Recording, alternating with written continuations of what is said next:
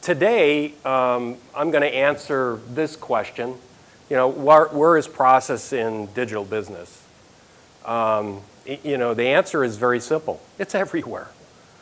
But it's not the kind of process that maybe invented BPM. BPM of old was central control, orchestration of everything, large and deep in its ability to manage resources. Well, today in digital, a process could be something as simple as an AI-controlled or a process-controlled set of actions and pattern recognition processes that are on the edge.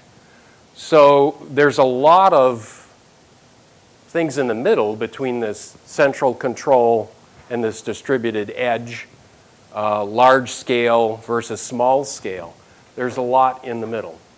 And I think the BPM experts have spent a lot of time dissecting process and arguing about, is it workflow? Is it case management? Is it true BPM? Well, Pharisees have to have a reason to live. But now we have bigger things to live for, and that's digital business. And digital business has what I think is the most important process, and that's the customer journey. Then followed by maybe the employee journey, and then followed by partner journeys. The most important process in my mind today is the journey. So we're going to talk about that today. I've got a whole section on it. So this particular pitch is aimed at showing you what the hot markets and the new markets are that are associated with BPM. There are other hot markets. I'm not going to talk about RPA a lot, but it is a hot market. Customer journey mapping is hot. Just to give you an idea, last year when we tried to rate the customer journey mapping vendors, we scraped up 17, and I mean scrape. We had to find them. Today, there are 55. So that's an exploding area of activity. Last year, we introduced the digital business platform to you. And we worked hard to find 20, and now there are 30. Now, when you think about what kind of technology it takes to have a digital business platform, it's a lot. So the fact that that's growing. So I'll give you some good news. Right now, everything's growing. So bloom where you grow. If it's related to decisions, if it's related to process, if it's related to journeys, it's all going well. I'm not seeing a lot of friction yet. Some of the security and data sharing issues may get in our way, but for the most part, it's all smooth sailing. Now, smooth sailing means that you get to grind it out as a vendor and try to find customer. That's never going to change, unless it's dropping in your lap like it is with Trisotech and their latest DMN offering. So let's talk about how digital is a little different. Back in the day, I used to race sports cars. Not very good at it, but I sure had a lot of fun. And used to race motorcycles. Not very good at it, but had a lot of fun. We used to have these great big lists that we'd fill out before and after to say how good was the car, how good was the driver. That's changed from checklists to real-time flight control. So if somebody says, what is digital? Just show them what it used to be and say, this is how it is today or how it's going to be. We see a significant shift to faster, smarter, adaptable. All of that's happening at the same time within the constraints of being able to identify lots of opportunities and threats before the next person does, before your competitor does. So there is a shift to digital going on here. And what we're seeing is only 20% have their head in the sand and saying, we're not doing anything. And this is an amalgamation of a number of surveys that we've done or have seen others do. So that means 80% are progressing through their journey. Well, what are they doing?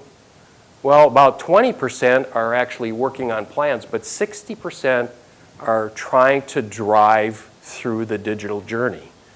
And that digital journey is a lot like climbing the top of Mount Everest. It ain't easy. So they're taking these journeys in this digital journey in mini journeys, and we'll talk about that. So, of course, 100% think they're right? I mean, you can't have a CEO that doesn't think they're right? That's time to fire them. So here are the 3 top destinations. New business opportunities, those are the most difficult, particularly if you're not starting from greenfield. The next is better customer experience and loyalty. And then the usual thing where process has made its oats, and that's having better operations, more efficient, more effective, more friendly operations. So we do see that some of the things that process has done, it's going to continue to do. This is a key chart because it shows where we think the markets are converging. We think it's converging on a digital business platform. That could be 5 to 10 years from now, but it's hot. The other area that's very hot is customer journey mapping. That's coming up the contact center customer interaction side, which has robotic process automation in it. And then there's the analysis analytics leading to decision management. And I'm going to have a little bit different definition of decision management than DMN, but it's crucial for documenting decisions at a minimum, and it's great for automating operational change in how your operations work. But decision management's bigger than that, and I'm going to try to make the case where you can see where it all fits together, because we plan on, and by the way, Aragon is good at opening new markets and rating them. We don't necessarily have to have a Magic Quadrant or our version of Globe. We'll take an early market and invest in it as long as there's 10 players. And it has to have good technology, and the customer's got to like it. If those 2 things are there, we'll rate it. So that's why we're going to rate decision management later this year. So this is the market growth chart, which shows that there's significant growth that's going on between 2015 and 2021. You can see your favorite, if it happens to be workflow content automation, it's growing. Digital business platform, it's growing. AI, it's growing. Digital transaction management, it's growing. ERP, it's growing. ECM, it's growing. You get the theme, right? It's all growing. So, and it's growing rather rapidly. And BPM is, it's still growing. So a lot of people said BPM's dead. I mean, I've read articles on it. I don't think it is. I don't think process is dead. Maybe the way we defined BPM back in 2000 is dead. It's just different. It's not dead. So we're going to start out with AI because there's a strong belief that intelligence is the new currency. You remember we said data is the oil of the economy. That's what Gartner said. Was that a good Gartner voice? That was a big G voice, right? Data. No. So we think that intelligence is the new currency. That's what makes digital better. Not only is it faster, not only is it more agile, but it's a lot smarter. And we see that AI is involved with the digital business platform around business applications. And we see digital assistants on the front end of those as well. But we also see the digital workplace where people are collaborating, where people are getting everyday unstructured work done. We think AI is aimed at both of those areas. And there's a lot of marketplace, and there's a lot of things that are growing. There are some people that say that data is still the dominant player. Well, yeah, you got to have it. And yeah, you have to classify it. And data and metadata are important. Here's how we see the end game for AI. And this is, you'll see input and output, left side, right side. We have this idea of a cog, which is a cognitive kind of agent that has some machine learning, minimally deep learning, has app logic, and has some potentially some interface. These components are going to be leveraged and used. They may be large-grained, they may be small-grained. But these kinds of applications, and we call them cogs, are going to be important. So we do a thing, you've heard of the Big G's hype cycle. I invented it for Gartner, and somebody ran with it and wrote a book on it, claimed it was theirs. Thank you. But my CEO came up with a different idea. That looks like a three-humped camel, doesn't it? So it has no trough of disillusionment. You know, things are emerging, they get adopted, and then they mature. So it's really a similar kind of cycle. And this is the AI tech arc. And we call this a tech arc because there's 3 arcs on it. And the important thing here is to pay attention to the ones that are circled in red. The ones that are circled in red are going to take a long time to go through this tech arc, or AKA hype cycle. So you can see things like RPA. I mean, it's starting small and it's getting better, and we're seeing bot farms. We're seeing more intelligence added to the bots. Digital business platforms, they're starting to converge and partner. AI chatbots are coming on. In fact, there's one company, SAP, who has bought an AI company, and they're going to, I mean, I don't know if you've ever worked with SAP. It works real fine transactionally, but it's not the easiest to interface with if you're a human, right? So they're going to put this chatbot in front of their transactions. I'm sorry, SAP guys, I'm just trying to tell the truth. You promise you won't hurt me? I didn't see any kuchen come up here. Well, that's good. So natural language generation, natural language understanding, speech recognition, machine learning. That stuff's moving over, but it's going to take a long time to mature.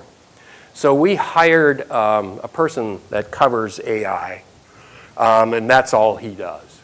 So we have services there. And you're going to hear a little bit of advertising for Aragon here, but the real advertising is coming later because we are different than other research organizations because we have a belief that people do not have time to read. We have a belief that if you want them to read, you got to show them some leg, so to speak. So we have video research that gives a minute to a 3-minute synopsis of what the research is. And I'm going to let you see one. And then you can tell me, I know you guys are honest, right? You're going to tell me if I'm full of different material or not. And if you don't like it, you're going to tell me. Let's talk about the digital business platform. This is mainly aimed at operations, but it can support some collaboration. You'll see it's all about human engagement, working on top of variable speed from anything from real time to I have time, to very agile to omni-contextual, which means channels and different worlds mixing. And if you understand the AI world spends a lot of time mixing known basically groups of knowledge and aggregates of knowledge and help you share that and leverage it, particularly when you get into cognitive. Today we're starting with machine learning, which is like AI with training wheels. And then we go on to deep learning, which is much more difficult. And then you go to cognitive, and you're actually making some judgments using a number of different things. And the reason I know about this, I was involved with AI working on an underwriter workbench for a large insurance company. And we experimented with a lot of these things and realized it wasn't ready for prime time in 1986. And we prototyped an AI and then wrote code where the rules were explicit so we could dynamically change if we had to. Kind of like what you see in a lot of packages where the data was explicit. So this has a core of emerging digital technologies. I mean, if I asked you what the new emerging digital technologies are today versus a year ago, would it be the same? No. So we've seen that, while I did mention that blockchain was emerging, now all of a sudden it's getting a ton of attention. We're also seeing that some of the governance rules are going to change our world significantly. GDPR, anybody hear of that? Whoa, man. Can you imagine getting a GDPR fine that's 4% of gross revenue? Did you get one? Oh, no, we've worked for a bank, so PSD2 is in Europe is going to do the same thing to us. Is it? Okay. Thank you. That's the first time I've heard that. Thank you for that comment. So this emerging technology core is surrounded by 5 different moving parts. There's processes and cases. There's cognition and calculations.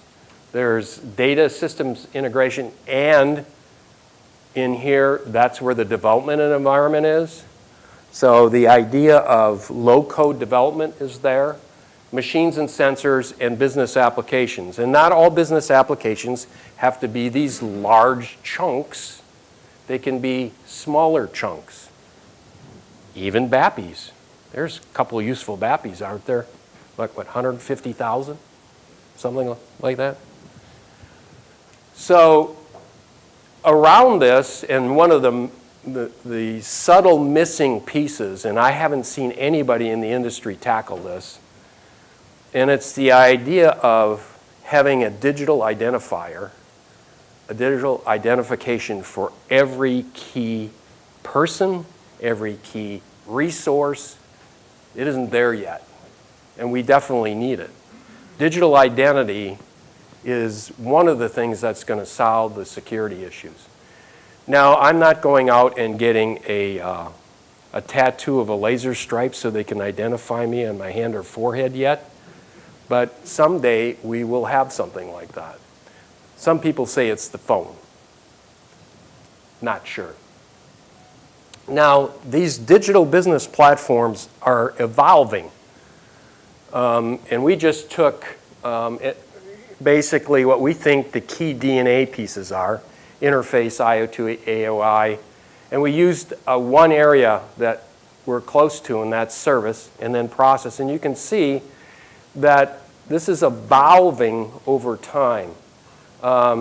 So if we take the service approach, auto-directed, today, who directs the customer service? If you call up, who directs it? You do, right? Pick 1 if you want billing. Pick 2 if you want to talk to.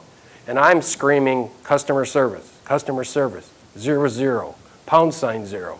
Let me talk to a real human.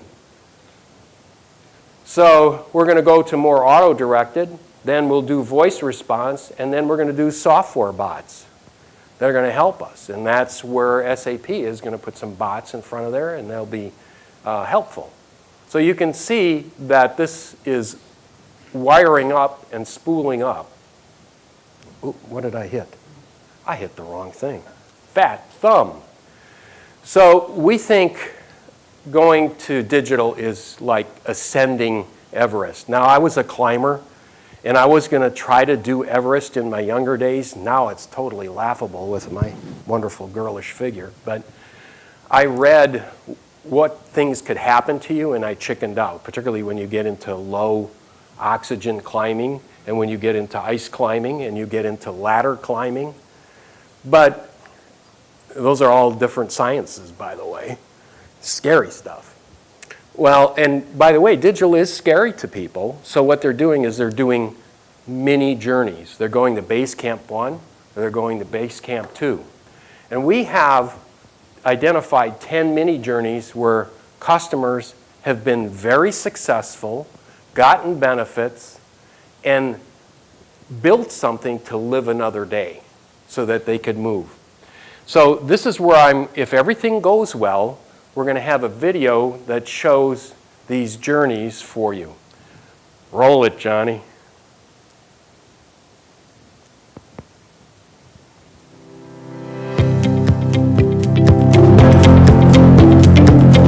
Digital transformation doesn't happen overnight. It's like summiting a challenging mountaintop, a feat only made possible when broken up into mini journeys. We believe that mini journeys, smaller journeys made in parallel over time, will deliver the kinds of skills and competencies needed to ascend the peaks of digital. In this research note, we identified 10 mini journeys that can lead to digital success. These trailblazing journeys can be used separately or in combination. Number 1, the content-focused journey. This journey involves taking complex and costly paper-focused work and moving it to a near-complete, partially or fully digital content process. Number 2, the collaboration-focused journey. The increasingly aggressive demand for faster and more immediate communications capabilities is what this journey intends to address. Number 3, the process-focused journey. Interacting with new digital capabilities will make processes better, as is the focus of the process journey. Number 4, role persona-focused workbenches, workplaces journey. This journey utilizes new digital efforts that employ workbench-like environments that surround employee functions supported in their job or a value chain role. Number 5, the customer-focused journey. The focus of this journey is the mapping and measurement of the customer experience while they interact with an organization over time in a number of ways. Number 6, the analytics-focused journey. This journey uses the IoT and real-time infrastructure to apply analytics in flight and use analytics to predict potential outcomes and strategic context for SWOT situations. Number 7, the AI-focused journey. Enhancing people and things with intelligence has been and continues to be a major focus in the digital era and is the focus of the AI journey. Number 8, the agile integration-focused journey. The integration-focused journey is about linking various applications together while sharing and leveraging data. Number 9, the low-code-focused journey. Development can't keep up with the demand, so alternative approaches such as low-code that employs jumpstart models, reusable services, bots, and more is the focus of this journey. Number 10, business function-focused journey. This journey uses core smart processes or business applications that have variations built in to obviate the negatives of packaged applications and processes. Please read the research note to learn more about these journeys in depth and evaluate the case studies presented alongside them. So this is a sample of what we're doing for every one of our research notes and have done since the whoop. There we go. Thanks, Johnny. So we think that those journeys come together in a digital business platform. And we've even broken it down further to say, what are some of the on-ramps to these journeys? And what are some of the on-ramps to a digital business platform? So we've taken the 5 major areas, as well as some of the emerging technologies, and listed where we've seen people have success. So if you want to sample, we've had a lot of, in process recently, a lot of activity around case management. It's been very successful. In AI and analytics, we've had a lot of really good examples of machine learning. There are hundreds of machine learning algorithms. We're starting to get some good activity on next best actions and prescriptive and predictive analytics. And mining seems to be taking off after sitting quite calmly and growing slowly. We're seeing the idea of mining for patterns amongst a lot of different areas really on fire. On integration, I think the thing that is really hot is low-code development. And we're seeing some vendors making, a lot of success here. On business applications, we're seeing what I call, smart process apps. On the edge and machine censored, we're seeing some organizations, some vendors are downloading statistical models, analytic models, and in some cases AI and small step processes to take action closer to the action. And so that's another one. So we're starting to see blockchain start to emerge. I mean, blockchain has some issues around performance, but they're starting to solve that for other kinds of applications like supply chain and other kinds of dynamic value chains. So we have a number of this research available. Now I can show you this because this is a year old. This is what we call a tech spectrum. This is a rating of the vendors that basically say, do you have the functionality and do customers like it? And how good is that? And so we have vendors that are either leaders, contenders, or they're promising. And you'll notice we even put some hardware vendors there because we believe that we're going to have different forms of parallel processing and computing that's going to come out of some of the chips. And NVIDIA, for instance, has a lot of AI baked into their chips. And so I'm working on the next version of this. I have the draft of it. And this grew so fast and people were so interested, we made it into our version of a Magic Quadrant, which is called a globe. And the difference is theirs is square and ours is round. No, we actually indicate where organizations do business worldwide, whether they're just a national player, an international player, and a true global partner. So there is some difference. I didn't mean to make fun of my boss's inventions. He'd kill me. So, decision management. This is another hot area. Now, what I'm going to try to do is design a market and craft a market for decision management frameworks and technologies. I'm going to give you a little bit of preview because the research isn't out yet. I don't have a tech spectrum for that yet. But we thought a good place to start is with the OODA loop, which is, used in real time, and it was invented by Boyd, who was in the Air Force. And it basically says you observe, you orient, you decide, you act. And here it is broken down into significant detail. That is a decision cycle we like, but you may have a different one. And these technologies and frameworks should support both. So we came up with a decision management framework that had two major vectors. One is business vectors, which say what is the area of impact, what is the domain problem domain, and do we know about it? What's the time frame focus? Are we looking in the past? Are we looking in the future? And the time to make the decision. Sometimes you have to make the decision immediately. Then it's going to be on the edge. So here's a description of each of those vectors. So we think the framework isn't so much a technology, but a communication device that you can be used to talk to, get business people and tech people to talk about the problem. So this is what the business guys are going to say, well, this is a strategic decision, or this is tactical. We want to look in the future. We have, usually strategy, you have, periodic or no limit time frames, and the time to decision is much more emergent than if you had an operational that was looking at what was happening and you had to adjust instantly and you were very experienced in the problem. Those are much different approaches. And you're going to use a different set of decision components depending upon where the problem points to. So the business people will be looking at these areas.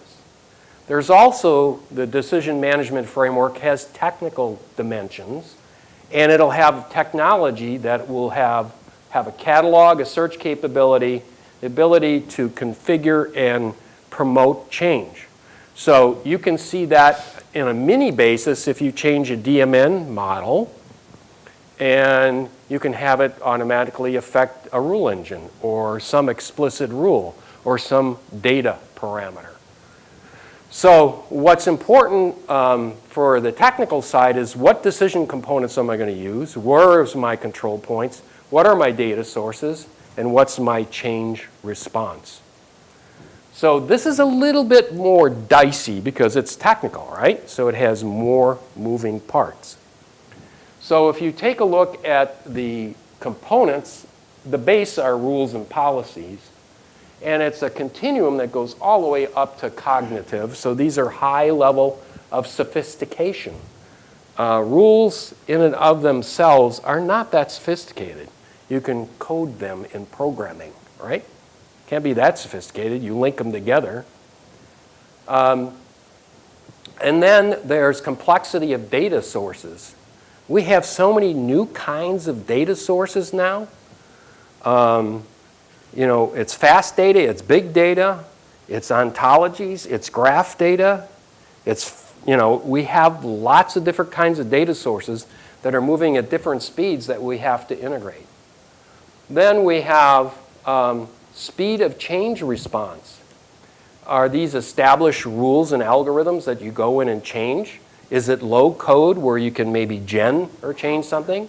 Is it explicit rules where you change them? Or is it driven by DMN? So all you DMN people, you're on the chart, so that's good. So you may not look at decision management as anything other than DMN. I think you're going to find it's a bigger box. And then this one's very difficult. This is the freedom of central control. And we're going to have some real issues business-wise and technology-wise deciding which things we want to put at the edge or let it behave on, and this is total freedom, by the way. The edge decisions, they're operating without any guidance, really. And then there are constrained guided decisions where you say you can do anything but this. And everybody knows that, right? If you have a teenager, how many of you have teenagers, right? When they're at the door for their first date, you don't repeat all the rules that you've poured in them for life, right? You tell them, okay, dear, have a good date, but you can do anything you want, but don't do these 3 things, right? That's constraint. Now, they're going to do those 3 things because they're teenagers, right? Because everybody's got to experiment. So we came up with two new things that affect decision management. One is, and how we looked at this is, what is the decision management journey and what kind of technologies are you going to need to support that journey? So I'm going to show you what we think a decision management platform looks like.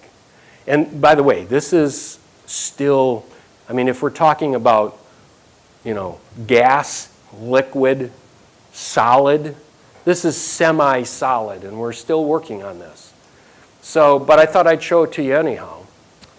So we have at the heart of this a data and component catalog and repository.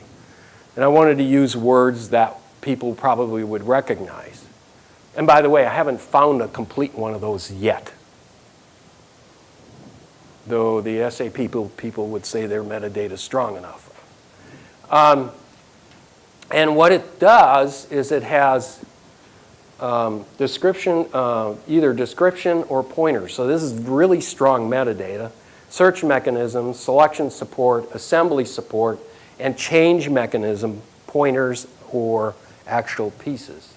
So when you go from DMN to the actual change, you would have something. So all the patterns, event patterns are represented. All the contexts are represented. All the decisions are represented. That's where DMN spends some time. the action representation, which may interact with DMN, and the feedback representation. You can't have decisions without feedback. So here's the journey. Now, I didn't show it in DMN, so I'll probably need some coaching to do that. So the next version will probably be in DMN. So I'm looking for some learning and maybe a volunteer. But there are these influences that are influencing the decision journey. One is the actual organization structure. I hate to admit it, but organizational boundaries do affect decisions.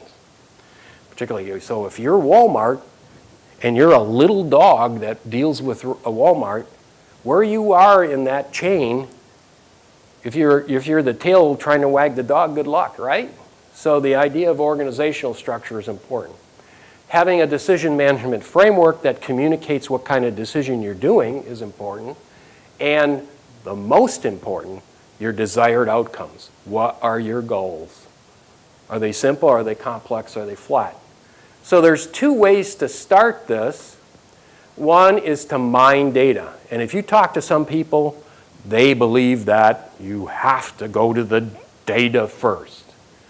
And I have other people that are just as vociferous that say, no, you got to start out with the goals, a decision, or some kind of potential belief, and then you're going to try to prove it right or wrong.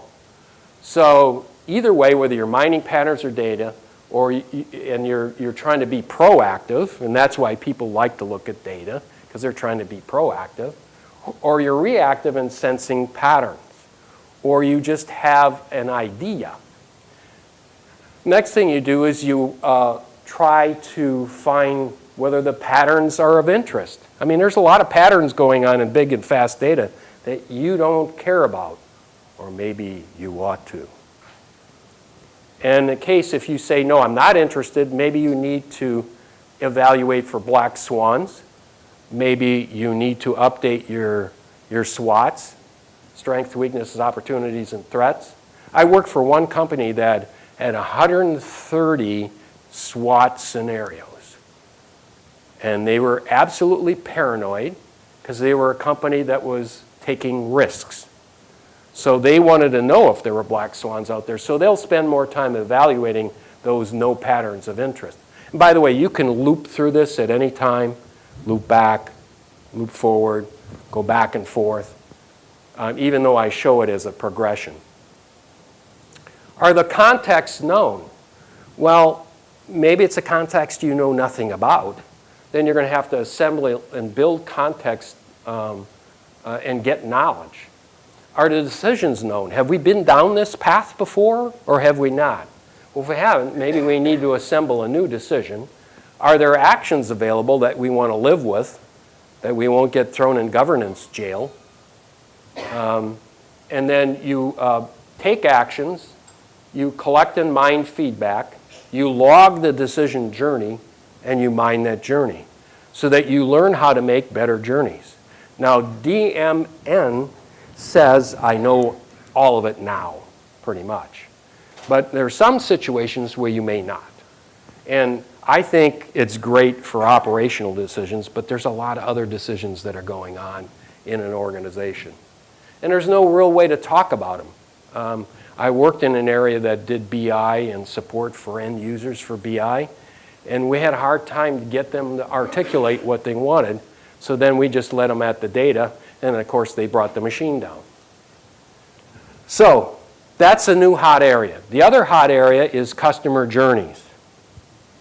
And I have to admit, this is a chart that I saw Trisotech put up on the wall, and I loved it, and I adapted it. So today, our traditional processes in the apps is value to the organization and operational outcomes. I don't think we can live that way anymore. We need to have processes for competitive advantage, but maybe you don't recognize it yet. So shooting for this sweet spot that is right between value to the customer and value to the organization, strategic in nature, and operational in nature. We think great customer experiences will lead you there. So here's some other numbers that are interesting. 75% of CIOs are struggling with the balance of innovation and operational improvement. Go digital, how much? Or improve my existing operations. Keep the lights on, progress. 40% are pursuing customer journeys. That's why we've had this explosion of the number of vendors. And 33% are transforming business processes while increasing revenue. And that's what digital promises. So this is a tightrope walk. Customers want more. They're not going to settle for less. They want you to know them. They want you to listen to them. They don't want to be asked to press 1 for billing and constantly yell in the phone, operator, customer rep. And they want to do it themselves. Today, customer service is in the hot seat. They have this increasing demand from the customer. They've got these, and I'm not going to use the swear word that I want to use, these existing systems that I would call a burning platform. Or at best, they hide the burning platform or the old platform. And they get a 20/20 view of the real experience instead of looking at it afterwards. So everybody's heard of Rocket Mortgage, right? Great example of a great customer journey. Now, I don't know if it's like the Wizard of Oz, where there's a lot of stuff going on behind the scenes, but me, as somebody that's applying for a mortgage, it pleases me. What we want are 3 things. Engaging customer journeys, that's what I'm going to talk about. Smart NLP interfaces, I'm not going to talk about that. And engaging visibility, I'm not going to talk about that. We don't have time. But there are 7 key requirements for customer journeys. Creating them, collaborating on them, capturing the data for the journeys, analyzing them, visualizing them, and having good security. Here is our 2007, and by the way, I'll be updating this in fall. And we can see that there's already, this is so important that digital business platforms are buying. Genpact bought Tandem 7. Strativity bought Touchpoint, Dashboard. So the digital business platform is saying, this is a great opportunity. So it's created a vacuum, and that's why there are 55 players instead of the 17 we have. So, I can't believe it, I'm going to finish right on time. That's never happened in the history of Jim Sinur speaking. Processes are going to be at the center of innovation. Who's going to manage those processes? Is it going to be AI? Is it going to be a person? Is it going to be an orchestration engine? The answer is yes, all of the above. Processes in the middle of it. So if you take a look at where some of these things appear, man, I must have rang somebody's bell. We have journeys here. We have our digital business platforms, our decision platforms. Those are the 3 areas that I cover, but they're out there. They're in the 2019, 2020. But so are self-driving cars. So the notion of these markets, you can get an idea if you're a vendor, what time frame these things are going to blossom. So at this point in time, are there any heated questions, arrows, kuchen? Come my way. Yes? So I work for a fairly large European bank, ING. We've been doing an awful lot of customer journeys over the past 3 or 4 years. But I see it as a technique, not a tool. So I'm a little bit confused about what a customer journey vendor would offer. They offered a tool to support that work. So if you've been doing it, whiteboarding, legitimate. I mean, if you want to roll up your sleeves and do all that and pray the yellow stickies don't get blown off the wall, you can. Yeah, and I would assert that you left out the most important step 0, which is anthropological research to make sure that you understand who your customers are and that you've got the right skills Bingo. Very good. Yeah, those are legitimate approaches. The tools just help you. I mean, if I'm working on my hot rod and I have a power drill that you know, has a socket on it, I'd rather have that than trying to, you know, torque it off and heat it off and put rust stuff on it. So, any other questions? Thank you for your comment, by the way. I appreciate that. I'll buy you a wine upstairs later. Yeah.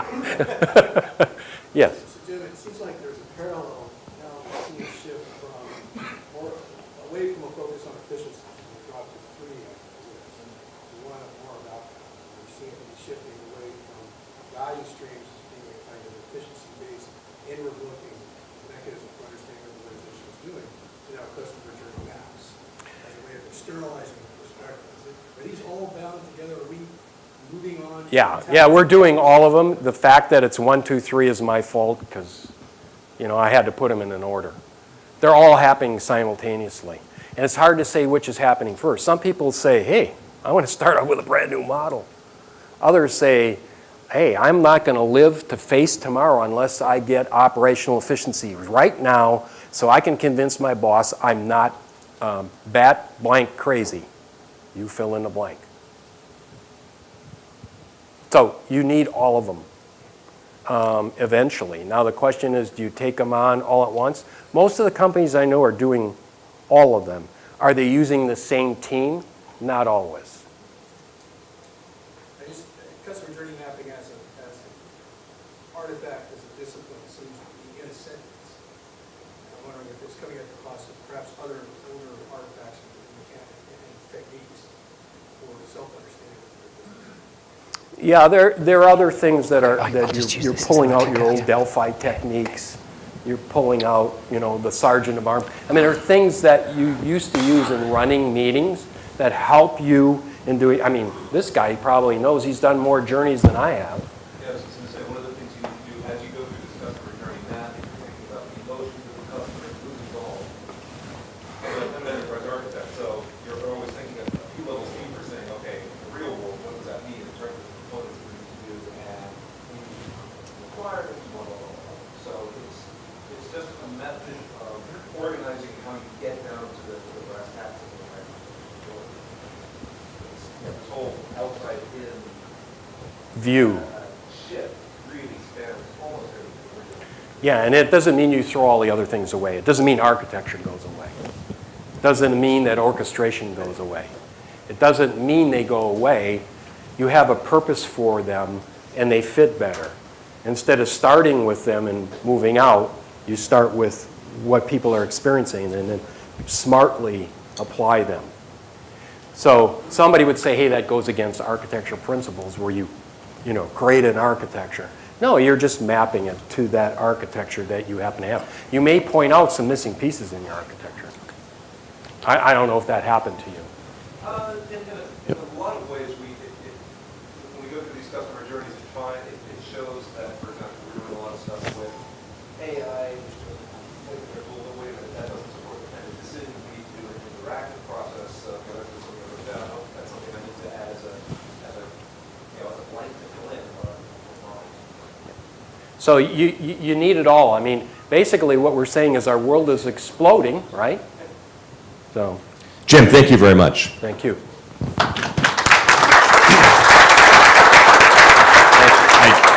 I always look forward to doing the opening keynote and setting the tempo and giving. You have the flexibility of sort of a futures projection, which doesn't have the same kind of scrutiny as the demos and the other more tangible things that we'll be showing. Jim, yours was a worthy replacement